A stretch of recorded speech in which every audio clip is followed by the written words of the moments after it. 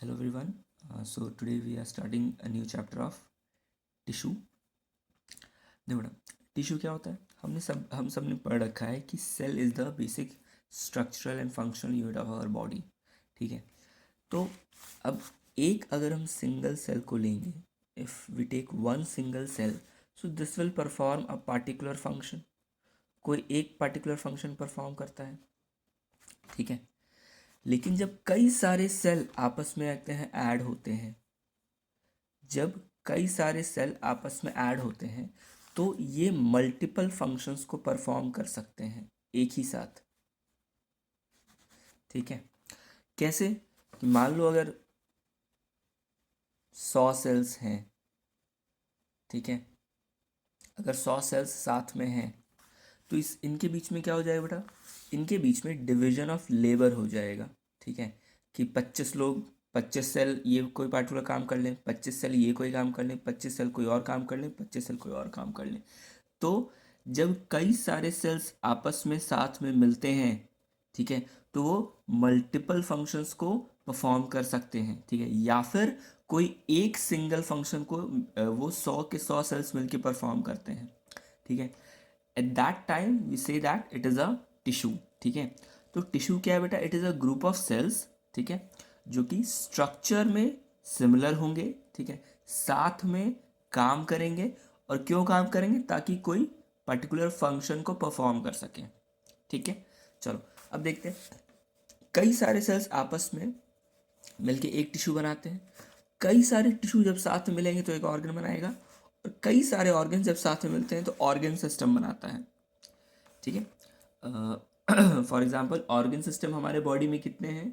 कई सारे organ system है. डाइजेस्टिव सिस्टम है, रेस्पिरेटरी सिस्टम है, सर्कुलेटरी सिस्टम है, रिप्रोडक्टिव सिस्टम है, नर्वस सिस्टम है. ठीक है.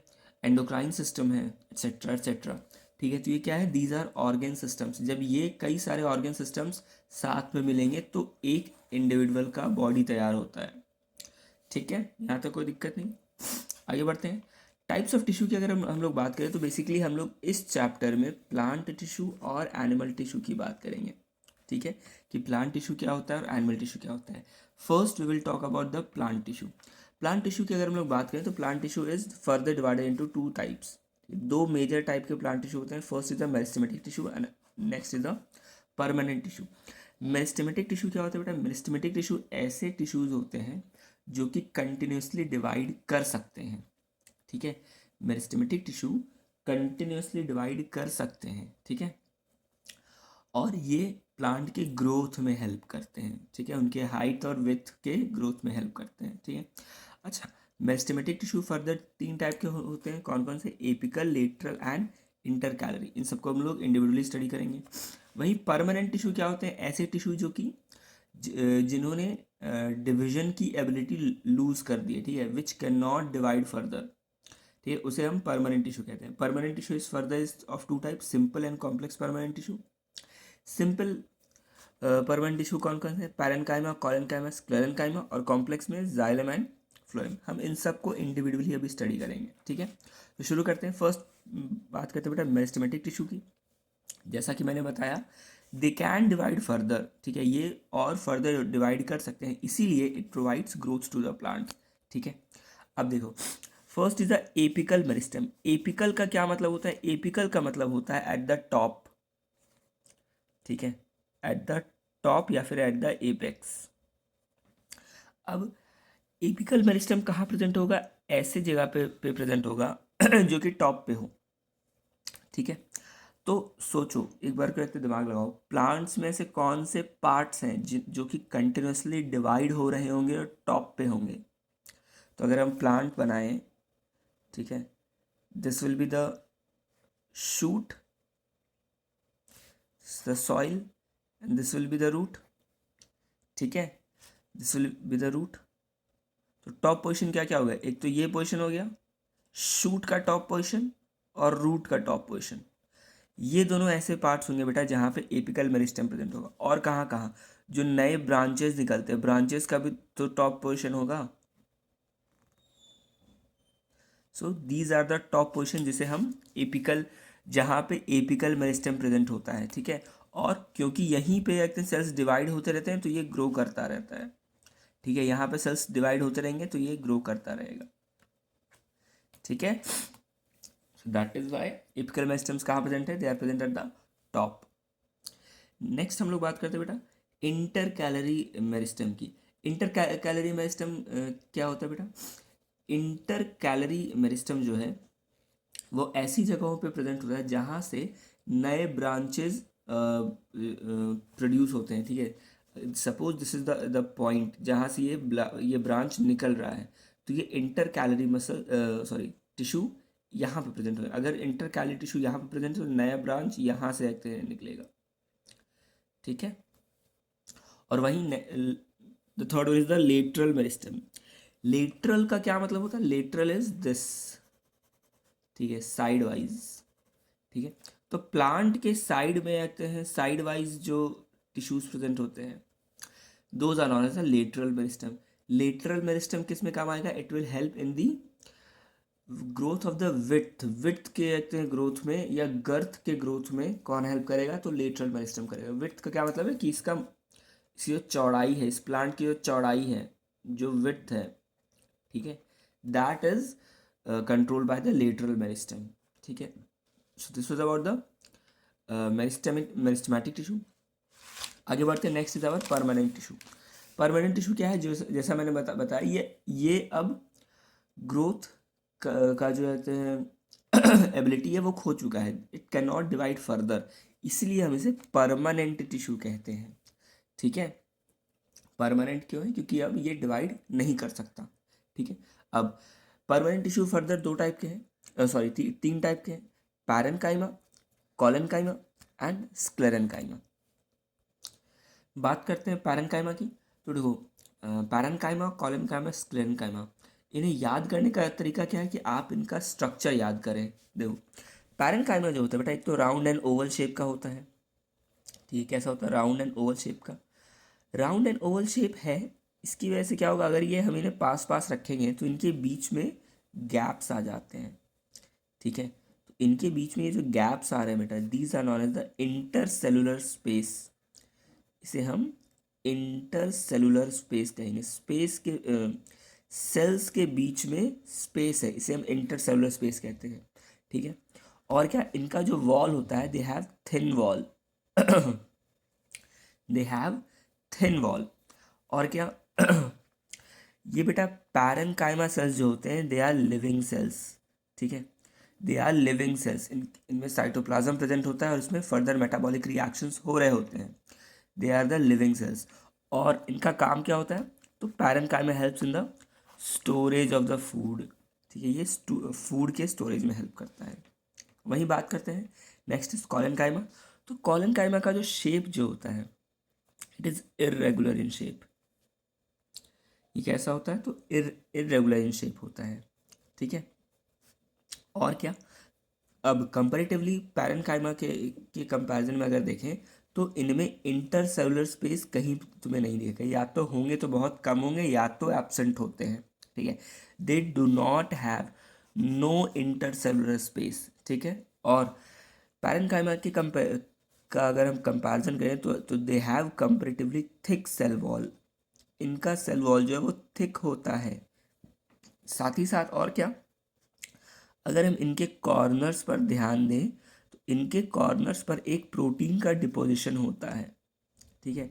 This protein can be cellulose और पेक्टिन, या फिर दोनों ही, ठीक है। सेलुलोज और पेक्टिन का क्या होता है यहाँ पे, डिपोजिशन होता है, ठीक है। अब कोलेनकाइमा का काम क्या होता है, it provides flexibility and mechanical support. Mechanical support भी प्रोवाइड करेगा और फ्लेक्सिबिलिटी भी प्रोवाइड करेगा।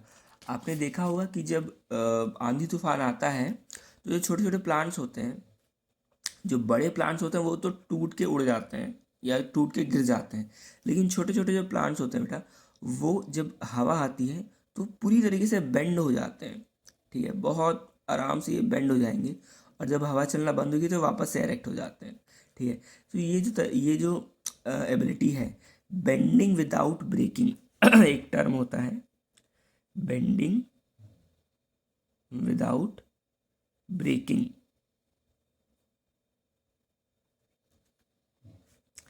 ये किसकी वजह से पॉसिबल हो पाता है? This is because of collenchyma. क्यों? ये फ्लेक्सिबिलिटी और मैकेनिकल सपोर्ट दोनों प्रोवाइड कर रहा है।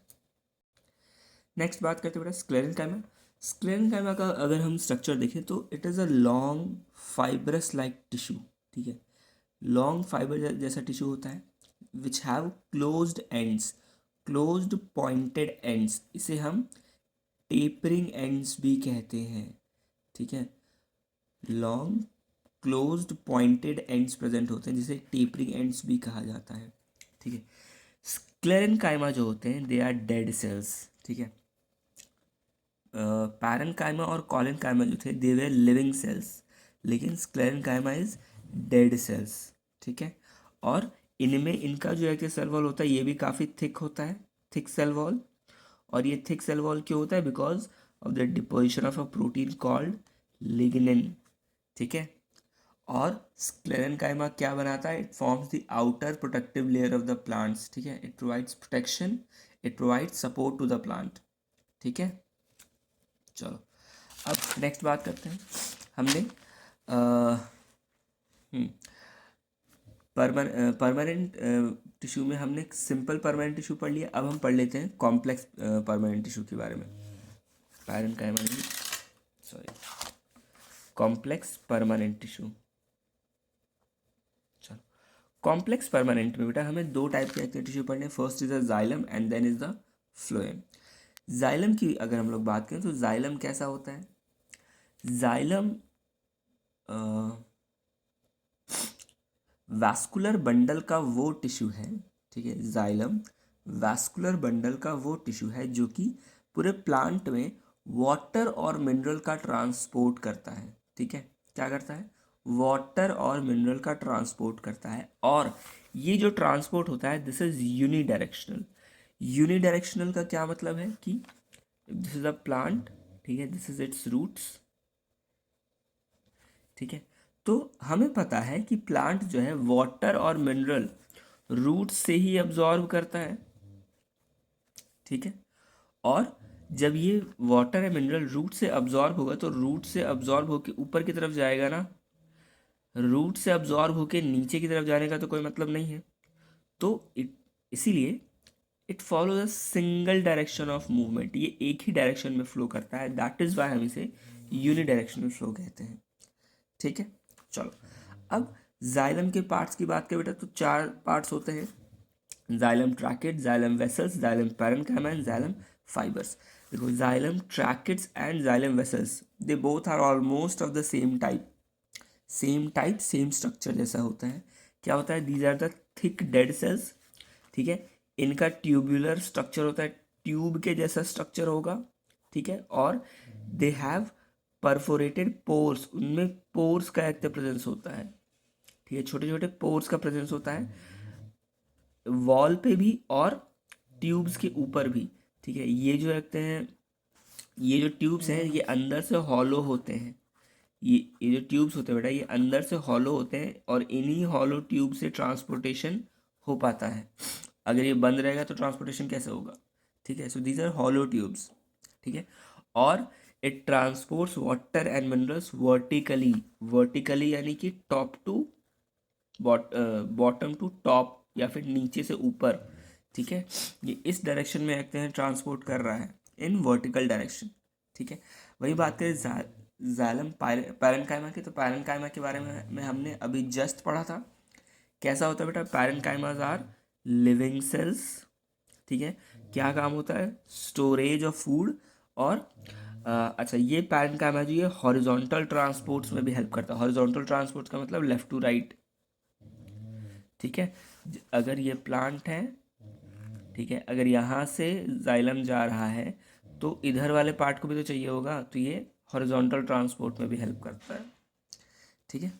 और next is the xylem fibre. Xylem fibre जो है वो कुछ नहीं सपोर्ट प्रोवाइड करता है। फाइबर सेल्स हमने अभी पढ़ा था जब स्क्लेरेनकाइमा जो था, that is the fibre cells, ठीक है। चलो next we will talk about the phloem. Phloem किस में हेल्प करता है? It helps in the transport of food, ये सिर्फ फूड में हेल्प करेगा। जाइलम वाटर और मिनरल के ट्रांसपोर्ट में हेल्प कर रहा था, फ्लोएम फूड के ट्रांसपोर्ट में हेल्प करता है, ठीक है। And this is bidirectional. Bidirectional क्यों? दिस इज द प्लांट, ठीक है। हमें पता है कि प्लांट अपना फूड लीफ में प्रोड्यूस करता है with the help of photosynthesis, ठीक है। तो फूड जो है वो लीफ में ऐसे प्रोड्यूस हो रहा है। लीफ ज़रूरी नहीं है कि बिल्कुल टॉप पोजीशन पे हो या बिल्कुल डाउन पोजीशन पे हो, तो ये कहीं पे भी हो सकता है, मिडिल में भी हो सकता है। तो मिडिल से इस फूड को ऊपर भी भेजना है, मिडिल से इस फूड को नीचे भी भेजना है, ठीक है। सो क्योंकि इसे दोनों डायरेक्शन में भेजना है, that is why the transport of phloem is bidirectional transport, ठीक है। अब इसके पार्ट्स की बात करें, we have sieve tubes, companion cells, phloem fibres and phloem parenchyma. अब देखो होता है क्या बेटा, companion cells and sieve tubes they run together, ये साइड बाय साइड ही रन करते हैं, ठीक है। और इनमें से कंपेनियन सेल्स जो है बेटा, इनके पास इनका अपना कोई फंक्शन नहीं होता है, they do not have any particular function. इनका फंक्शन कौन कंट्रोल कर रहा होता है, तो सीव ट्यूब्स कंट्रोल कर रहे होते हैं। क्यों? अच्छा, सीव ट्यूब्स जो है वो ट्यूबुलर इन स्ट्रक्चर होते हैं, ठीक है। इनमें परफोरेटेड वॉल्स, जैसे कि यहाँ था ट्रैकेट्स थे, इनमें भी परफोरेटेड वॉल्स होते हैं, ठीक है। And it transports nutrients and sugar, ठीक है। ये न्यूट्रिएंट और शुगर के ट्रांसपोर्ट में हेल्प करता है। Companion cell in sieve tubes के साथ प्रेजेंट होते हैं और companion cells have the nucleus, companion cell में न्यूक्लियस होता है। तो न्यूक्लियस डिसाइड्स कि कितना ट्रांसपोर्ट करना है, कैसे ट्रांसपोर्ट करना है, ठीक है। तो that is why they the sieve tubes and companion cells runs together, ये एक दूसरे को कॉम्प्लीमेंट कर रहे होते हैं। चलो next is the phloem fibre, कोई काम नहीं, मतलब सेम काम है जो कि स्क्लेरेनकाइमा का था, provide protection and provide support. और phloem parenchyma again it transports the food in form of starch and glycogen या शुगर जो कह लें आप, ठीक है। So this was all about the plant tissue, ठीक है। And this is all for today. In the next class we will study about the animal tissues and we will finish the chapter. Okay, thank you very much.